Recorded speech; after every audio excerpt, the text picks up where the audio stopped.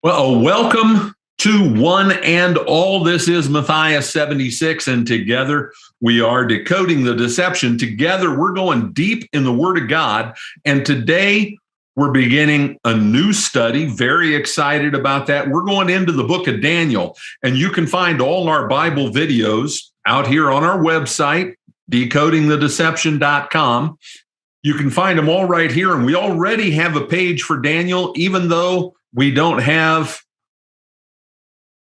the Bible study done yet. By the time this is live and you see it, if you click on this page, down here is going to be the thumbnail and the description for the Bible study that we are doing today. But this picture here, and I, because of the broad nature of our reach and the audience, I just assume that people have a little bit of Bible knowledge to no Bible knowledge. Okay. Why is there this picture of a bear, this scary beast up here, a lion with wings, and a four-headed flying leopard? This is from one of the visions that Daniel has. Daniel is a book in the Old Testament that is apocalyptic. It is about many things, but it is about the end times. And it is just, for 12 chapters, it is just loaded with content. And this is really neat because it ties in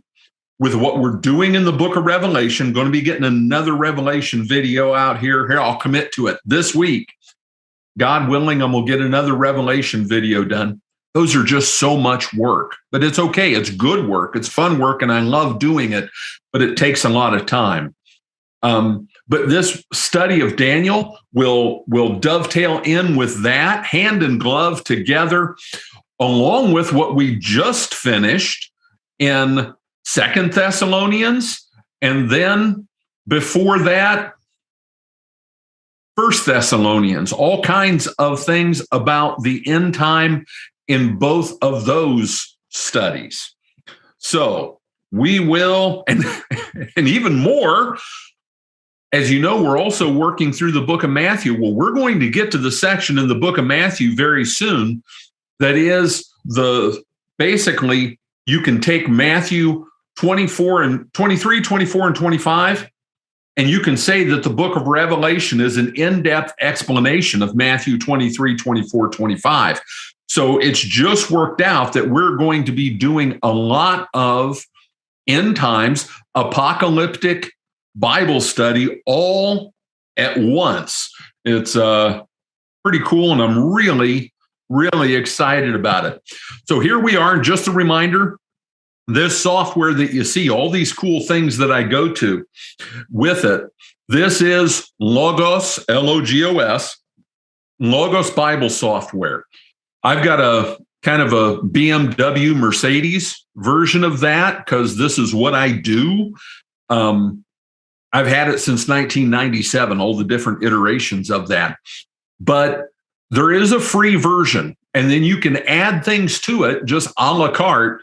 There are some versions of it that aren't that expensive, that have some really good stuff. I encourage you, check it out. In the description of this video, I'm going to put a link to where you can get the free version of Logos downloaded on your computer. It is also an awesome Bible program for your phone. They've got a mobile version of it. Really good stuff.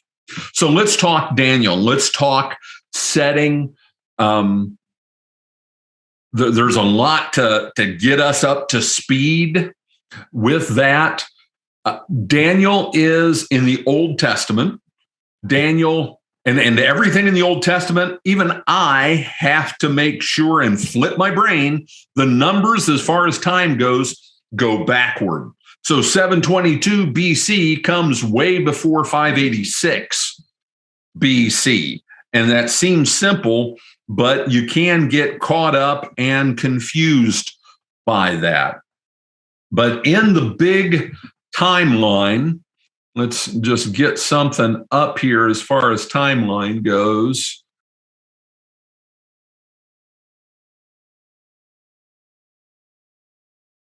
This is a timeline of the divided kingdom. So after David and after Solomon, the united kingdom was Saul, David, and Solomon. Solomon was David's son. After Solomon, the kingdom divided, okay? And 10 tribes followed this guy down here, Jeroboam. And 2 tribes, Judah and Benjamin, followed Rehoboam.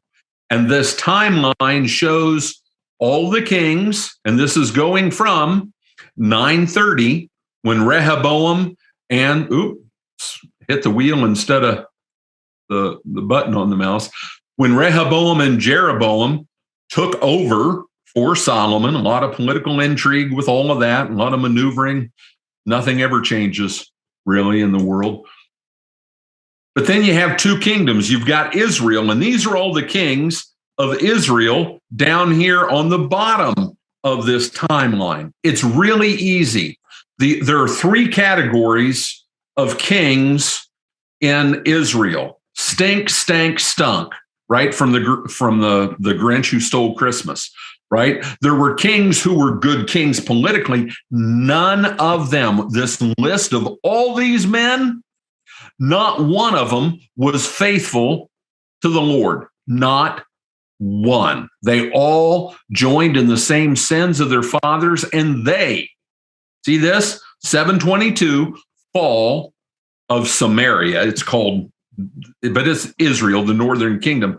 In 722, the Assyrians think, and this is easy, that mighty army that is depicted in 300, who came and attacked the Spartans at Thermopylae, same guys. And it was dramatized but they were scary guys.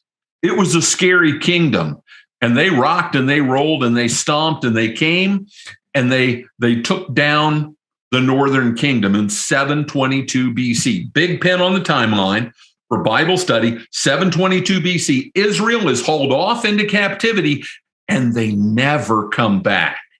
They were so bad, God never had them come back. They were gone. Now, there were still people from those tribes who lived in the promised land. Israel never came back. Judah, there were good kings, faithful kings in Judah. They were vastly outnumbered by the wicked and evil kings. But there are 2 categories when you think of kings, and we're not talking about the kings specifically right now, but there are 2 categories. Good ruler, faithful guy, faithful to Yahweh, faithful to the Lord.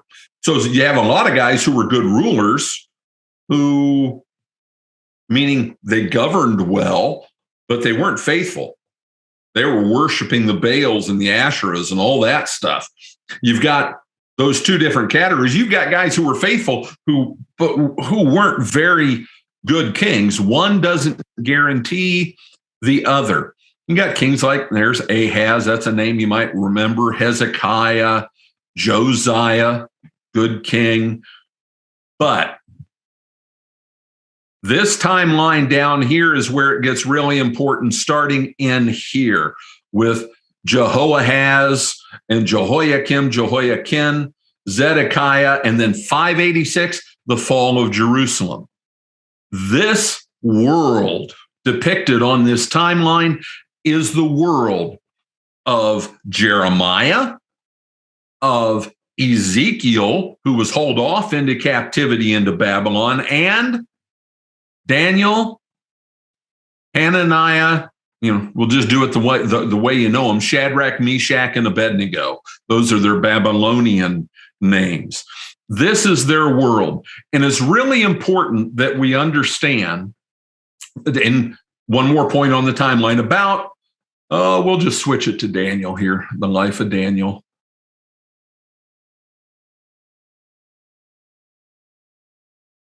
So Daniel is born about 620 BC. A lot of different calculations go into figuring that, but about 620 BC. Overlay that on the other timeline, things in Judah were a hot mess. They were a disaster. It was a spiritual, a moral, and political dumpster fire. It was a cesspool of immorality, of godlessness, of selfishness, self-serving kings. And Jeremiah, and I highly recommend, you really want to get into this stuff and understand the time, and there's so much to learn. Read or listen to the book of Jeremiah, the weeping prophet. There was so much that was a mess. Jeremiah's ministry, it was really tough, what he had to deal with. Go listen to the book or read the book of Jeremiah. But this mess of a world is the world into which, and this occurred to me as I was studying to prepare for this Bible study. I had never really thought about this. Daniel, Shadrach, Meshach, and Abednego, Hananiah, Mishael, and Azariah are their Hebrew names. They are absolutely, no one will debate. There is no one in all of biblical literature who is a better example of faithfulness, just pure faithfulness. Daniel is we're not told as much about Shadrach, Meshach, and Abednego, and it's actually Abednego, but I've said it Shadrach, Meshach, and Abednego for so long, I'm never going to get my mind to change on that, my pronunciation. Daniel is the gold standard of faithfulness for all the scriptures, especially if you factor in as part of that calculation what he went through and where he was.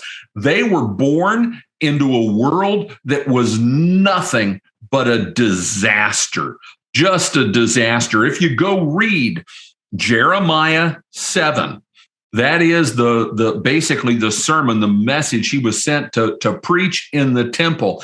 If you go read that and just think of all the things he's describing that were emblematic, just part of the existence there in Judah, the unbelief, the worshiping false gods, the bloodlust, the evil, the wickedness, the stomping all over the poor and the needy. Isn't it fascinating that out of that world, born into it as young men, then taken into captivity in 586, probably before 586, probably in the 90s, Daniel, Shadrach, Meshach, and Abednego were taken into captivity in Babylon. They went from one deplorable situation to a terrible situation. And yet they are the examples of faith of the Old Testament. It is because of the darkness in which they lived that the light of their faithfulness shone so brightly. They are amazing. And they're not just Sunday school stories, these things that we're going to read. This is what these guys lived. This is what they dealt with. But Jeremiah 7:11, and here's a tie, and with Matthew, we're way behind on what's out on the website and out on the video channels just because I can't keep up. But for those of you who just listen to it, when Jesus, we just did this in Matthew 21, when Jesus goes and cleans out the temple, overturns the money changers' tables and all of that, and he says, "It is written, my house shall be called a house of prayer." That's from Isaiah, but you have made it a den of robbers. That den of robbers, that comes from Jeremiah 7:11. That was the world, that ultimate low point in Jewish history, and it was. That was the Jewish world into which Shadrach, Meshach, and Abednego were born, and from which they were carried over into captivity. So back real quick to that timeline, about 598, 597 is when they were hauled into captivity. Because the other thing we need to talk about is who Nebuchadnezzar was. Hands down, make no mistake, Coolest name in the Bible, Nebuchadnezzar. Awesome name. And that's how you spell it right there. It looks like Nebuchadnezzar. Nebuchadnezzar. Awesome. If he weren't a bad guy, one of my kids would have been named Nebuchadnezzar, because it's just a cool name. Nebuchadnezzar was one scary dude. And think of that movie 300. I know the guys out there have seen it. Every guy has seen 300. How scary the leader of Assyria was. This is the guy who took him down. And then he went, and at Carchemish, he took out Egypt and the Assyrians at the same time. He defeated them both. Egypt was never again anything after that. A little bit of an uprising, and he had to lick his wounds and go back and stomp them again. But to get to where he needed to go, find a map here. We'll just use this one. Babylon, and we haven't even done it yet. Babylon is present-day Iran. That's where it is. And to get where he needed to go from over here to take on the Egyptians, here's Palestine, here's Jerusalem, all of that right here. So he subjugated Judah. You're going to pay me tribute. You're going to be loyal to me, and I'm taking some of your people to make them my people. And that was just part of what they did. That's what happened to Daniel, Shadrach, Meshach, and Abednego. They were taken to Babylon and trained to be in his court. And that was just part of good politics. You take it over, bring some of the best people from there, the most intelligent, the brightest, the most capable young ones that you can train, and then they become part of the governance of your empire that includes the land they came from. It's just, it makes good sense. So he did that with them in about 598, 597 BC. And then Jehoiakim had a really dumb idea. He thought he'd rebel against Babylon, and it didn't go well. And that is when Judah fell. Nebuchadnezzar came, he laid siege, and then he hauled everybody who was anybody, everybody who had any property, everybody who was a leader, he hauled them into servitude into Babylon. He left some people behind. He left the poor people behind. Everyone else he took, okay? So, and what was Babylon? Got a couple images here, just that you've heard of the Hanging Gardens of Babylon, one of the wonders of the seven wonders of the ancient world. This is a graphic depiction of what the Hanging Gardens of Babylon might have looked like. And the Hanging Gardens of Babylon, they were all Nebuchadnezzar's work. Babylon was a world power. They were the world power for a brief period of time, for the 50 or 60 years that Nebuchadnezzar ruled. After that, they went right downhill, and the Medes and the Persians took over. Darius, all of them. Here's another picture of what the Hanging Gardens of Babylon might have looked like. And I think that, they're called the Hanging Gardens. I think it was something really cool that is more involved than this. But the point being, this was a wealthy, a mighty, powerful empire, a kind of place that when you went, especially being from bumbledum nowhere, Judah, and as beautiful as the temple was, it was the only thing that was awesome in Jerusalem. You got taken from that to this. It's like a kid from Montana being taken to New York City. It was overwhelming, but it didn't overwhelm Daniel, Shadrach, Meshach, and Abednego. Okay. So that's just setting. That's context, and we'll build on all of that as we go along, but you need to have that framework to understand who these guys were, to appreciate their faithfulness in the context in which they existed. Okay? So let's jump into the text.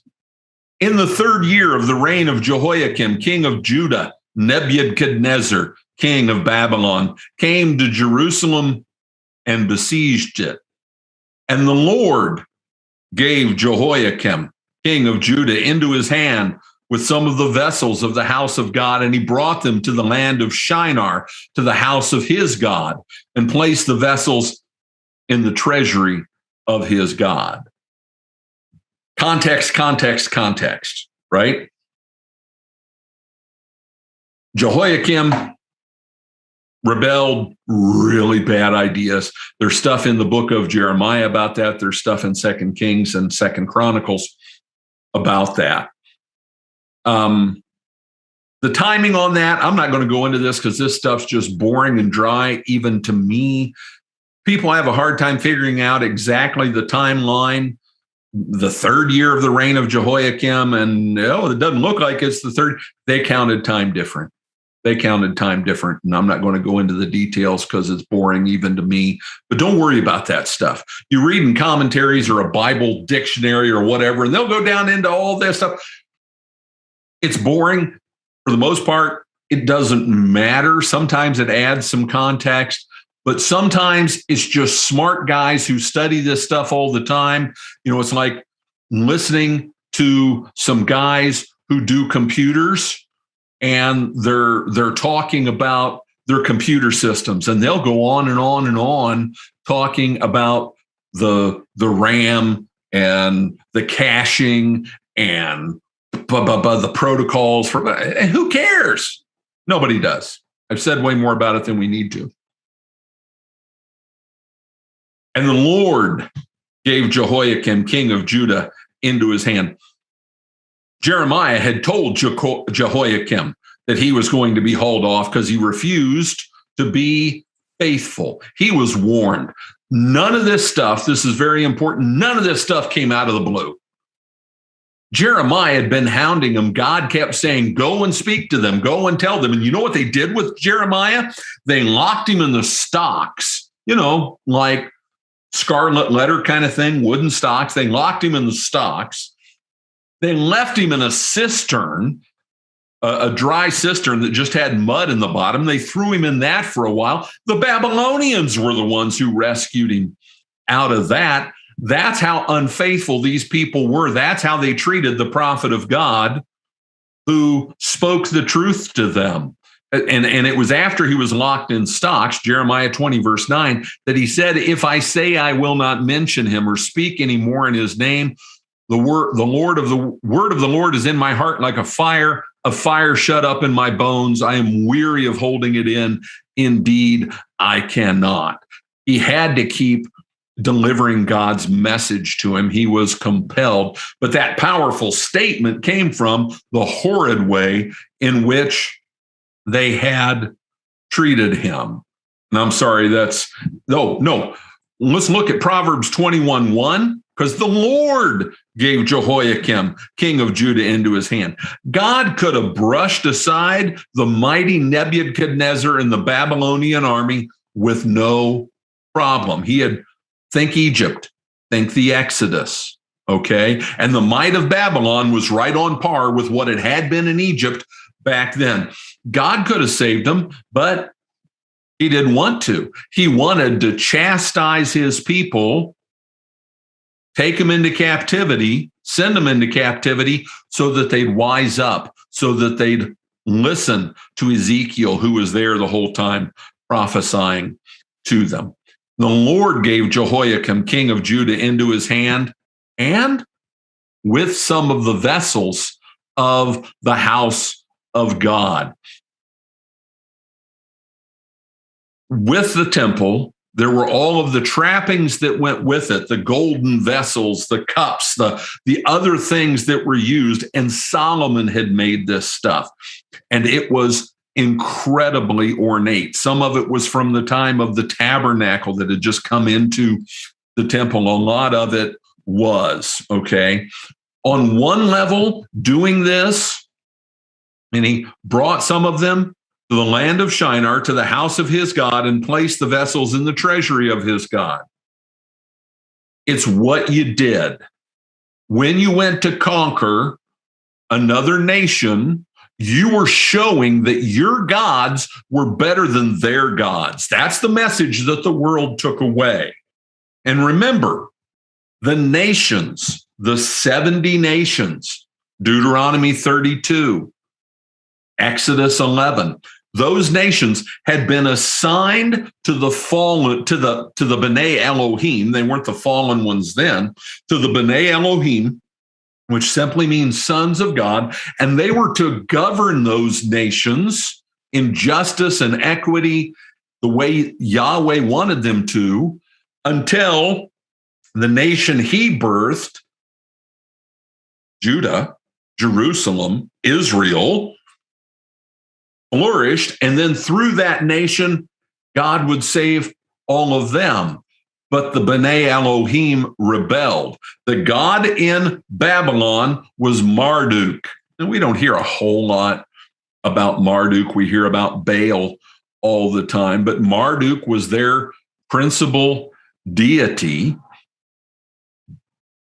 And make no mistake that when Nebuchadnezzar did what he did, when he defeated the Assyrians, when he defeated the Egyptians, when he defeated Judah, which is like after, in modern terms, after defeating the United States and China, then Russia also defeated Pakistan.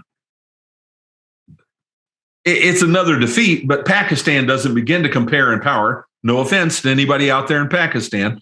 It doesn't begin to compare in power with China and the United States. He had defeated the Assyrians. His God was more powerful. He had defeated the Egyptians. His God was more powerful. He defeated the Jews in Judah, Jerusalem. His God was more powerful. How did you show that? You took his stuff, Yahweh's stuff, and you brought it into the house of your God, and you put it there, and you used it to worship your God. Okay? That is what was going on. Notice. And he brought them to the land of Shinar. No one in Daniel's time, no one in the time of Nebuchadnezzar, in this time frame, no one referred to it as Shinar. No one. It's, and I'm failing to come up with a current comparison of it'll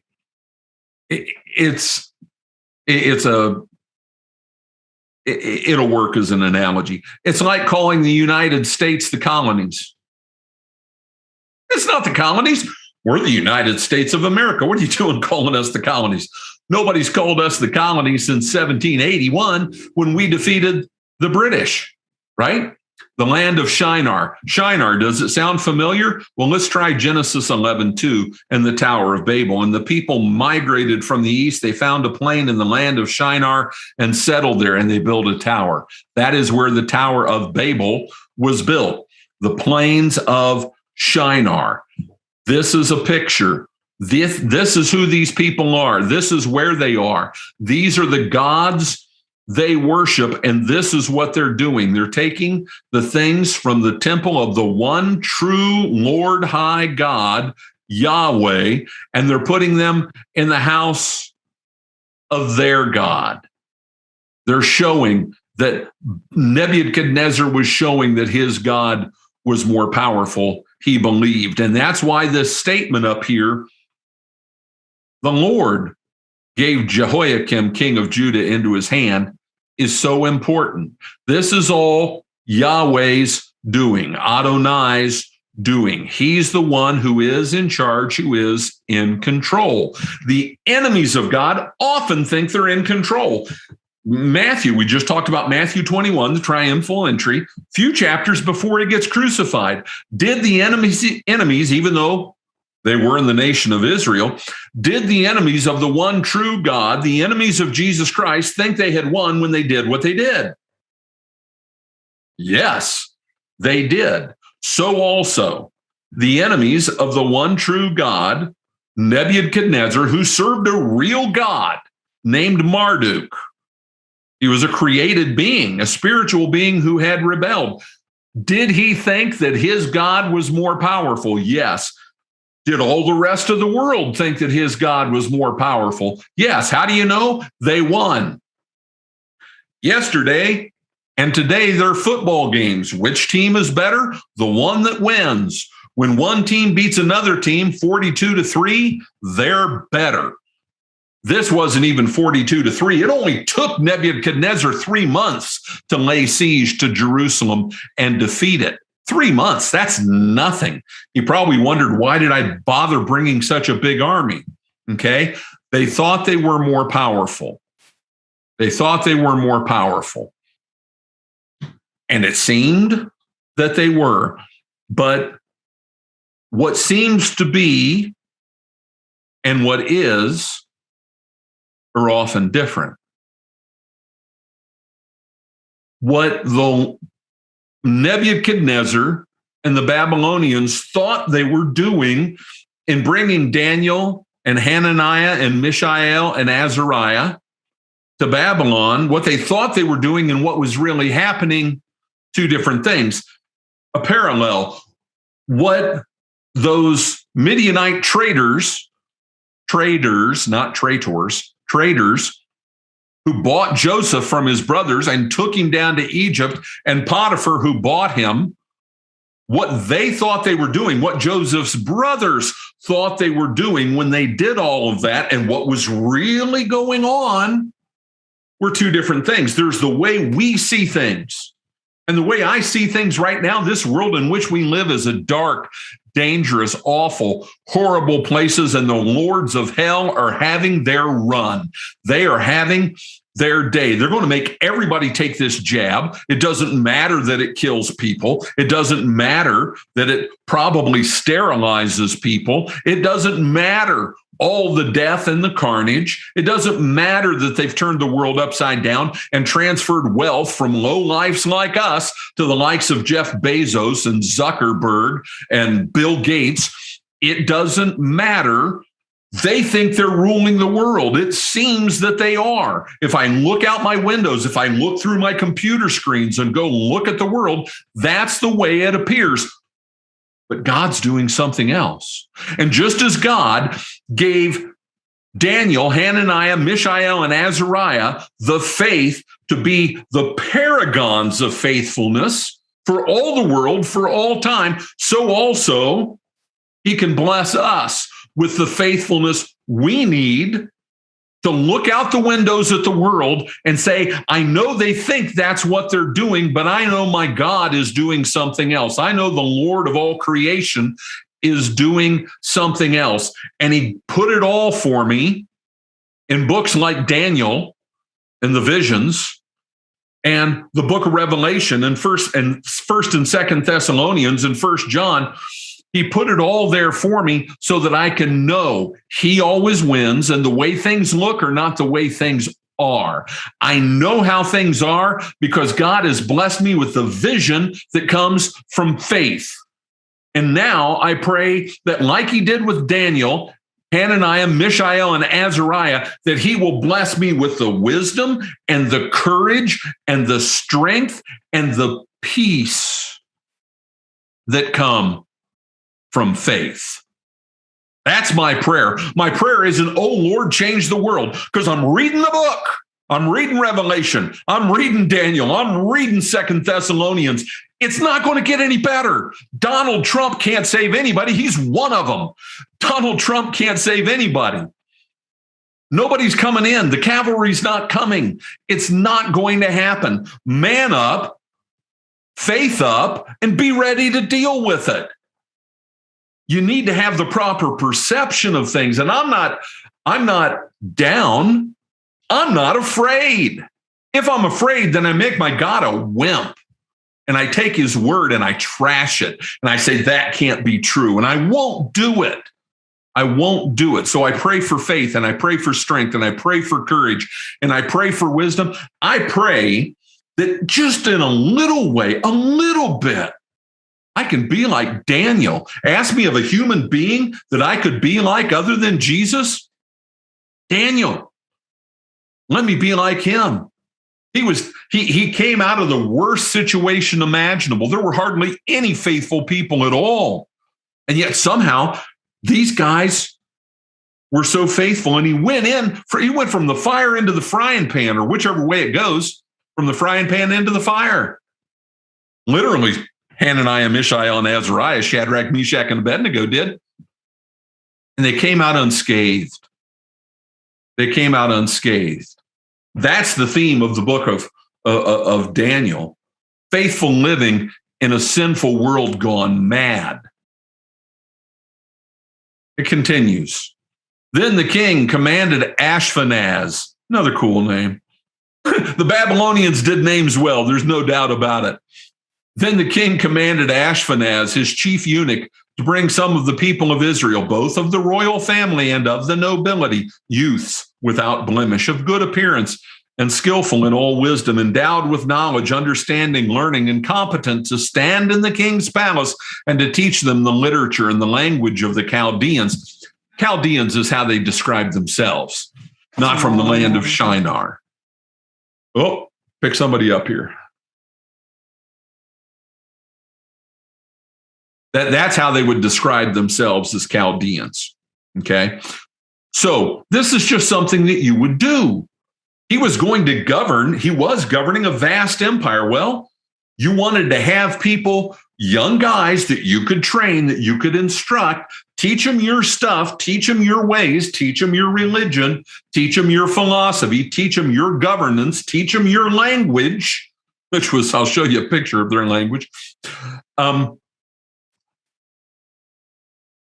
But you benefited from having what they knew from their culture and giving insight into how to govern that part of the world. And you were making friends and influencing enemies, right? This is just a smart way to do things, to stand in the king's palace.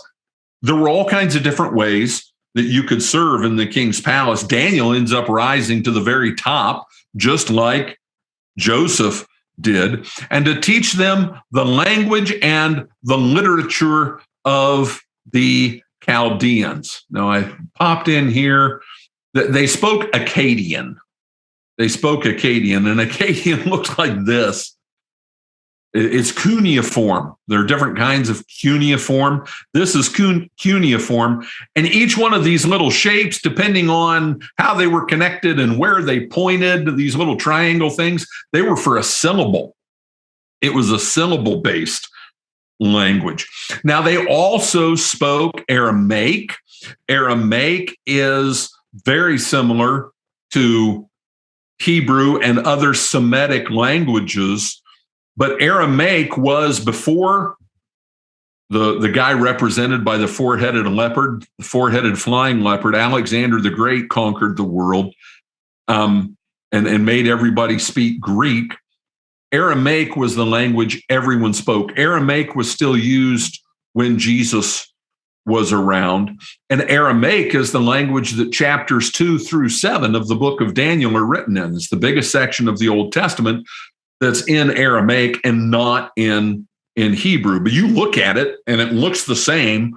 But I had the opportunity to learn Aramaic, but they already had us taking so many hours in grad school that I didn't have the time.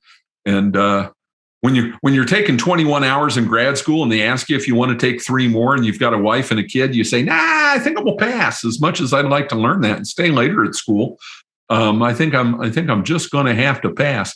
But that cuneiform, there's all this stuff that they had to learn. They got a lot of time. They got 3 years.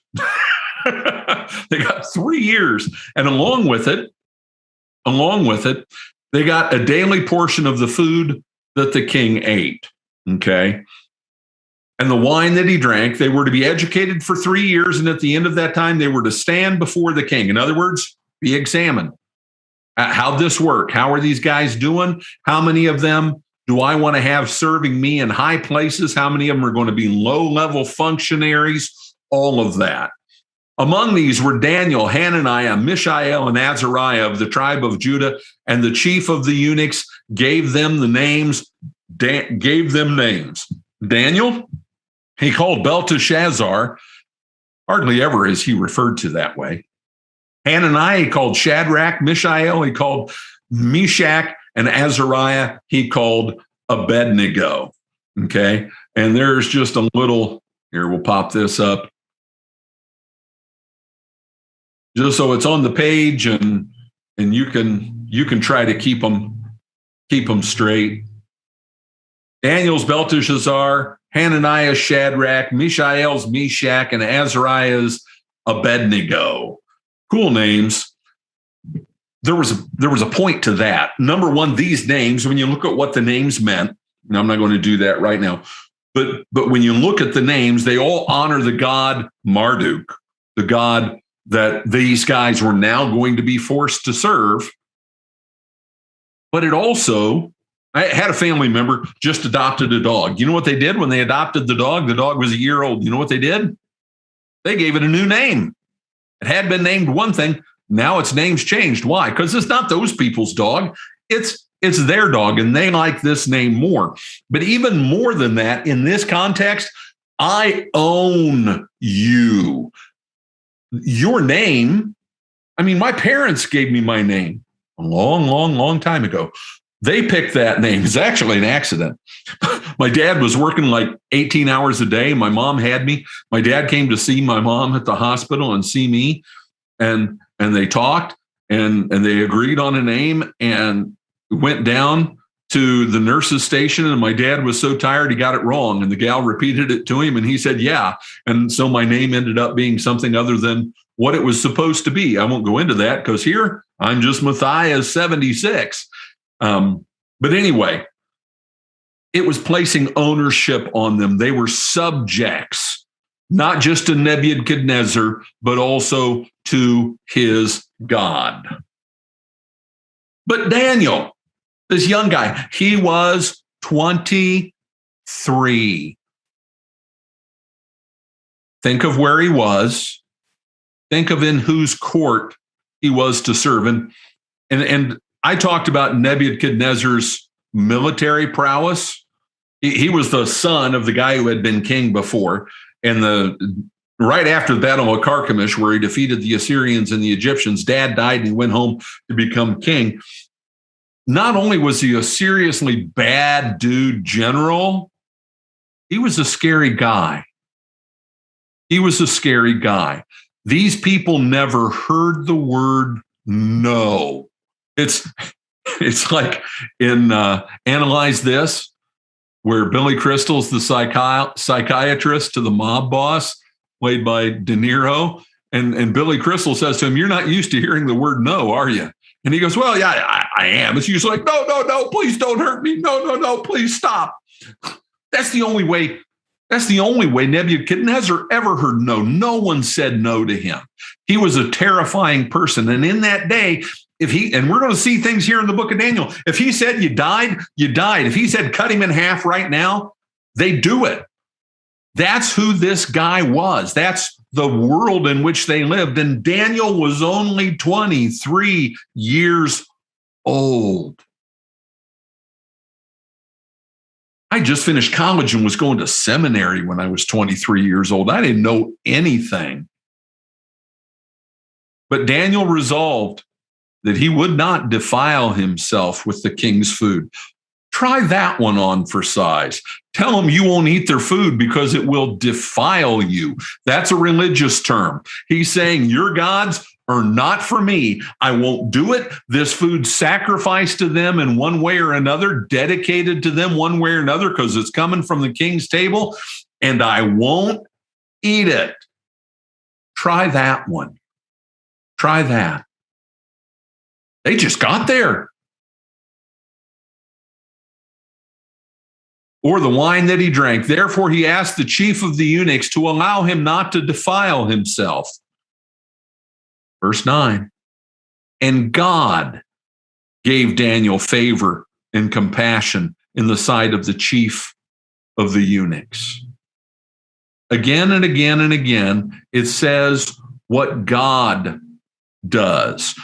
Proverbs 21:1 tells us that the Lord holds the king's heart in his hand, and like the rivers of water, he turns it wheresoever he will. Genesis 39:21, but the Lord was with Joseph and showed him steadfast love and gave him favor in the sight of the keeper of the prison. Psalm 106:46, he caused them to be pitied by all who held them captive. Proverbs 16:7, when a man's ways please the Lord, he makes even his enemies to be at peace with him.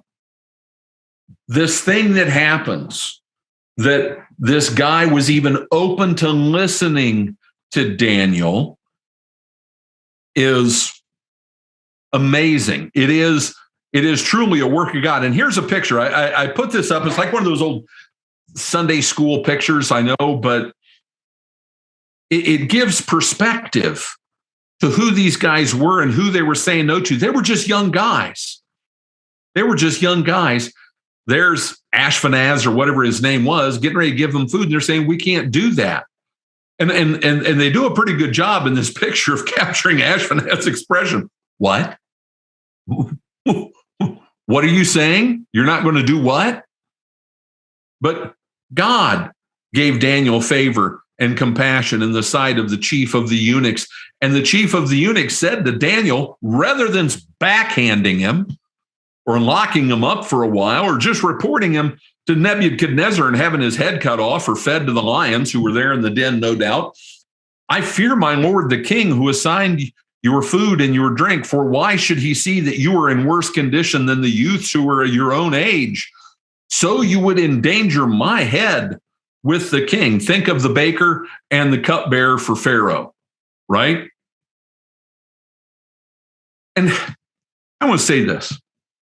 You know, we think that our politics have changed so much. You stand up to these people today, and they'll crush you. They'll destroy you.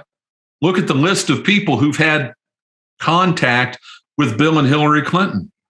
Gone. Nobody questions it. Everybody knows about it. It's almost a joke. It's a meme. They'll crush you. They'll destroy you. They'll take everything you have. If they want to destroy you, they can destroy you. If they want to kill you and suicide you, and you also manage in that suicide when you kill your wife, your kids, and your family, that you also shoot your dog, they'll do it. They'll do it. They have no compunction, and they're nice guys compared to Nebuchadnezzar. So you would endanger my head with the king, because Nebuchadnezzar didn't have to send guys who worked for him quietly in the middle of the night to kill you.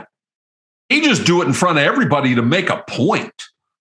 Then Daniel said to the steward, whom the chief of the eunuchs had assigned over Daniel, Hananiah, Mishael, and Azariah, he's 23.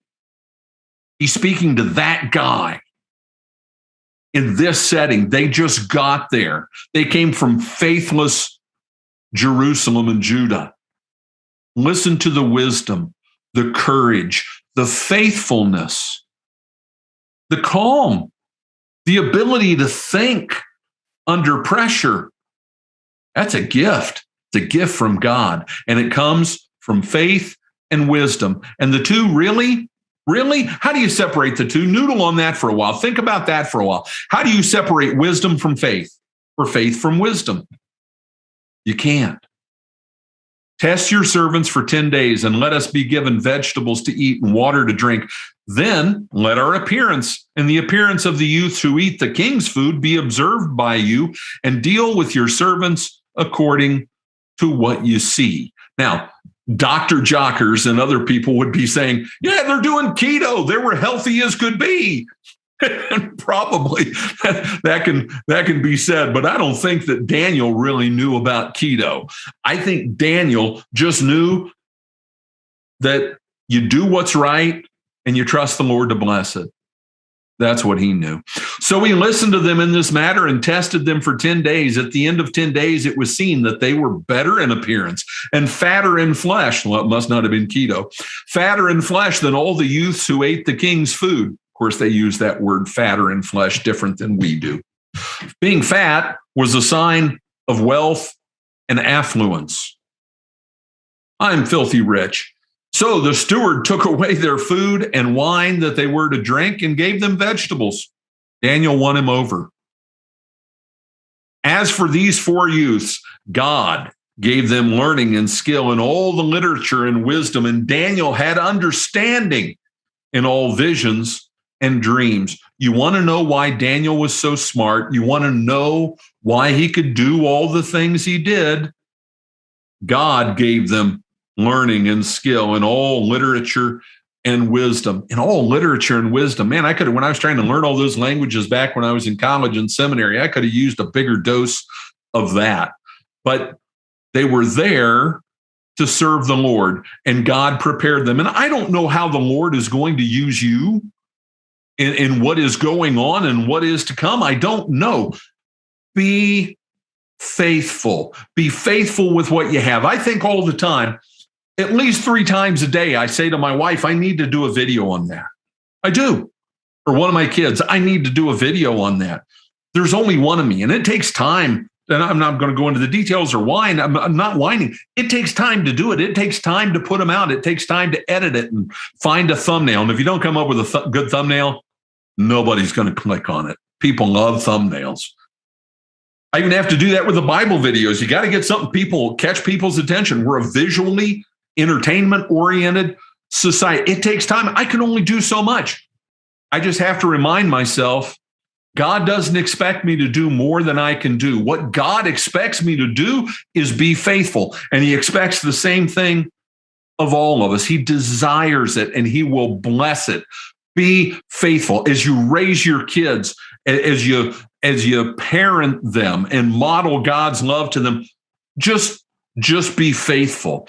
As you work hard and try to keep your head above water, just be faithful. As you remain true to your God in the face of evil and wickedness that is only going to increase, don't worry about it.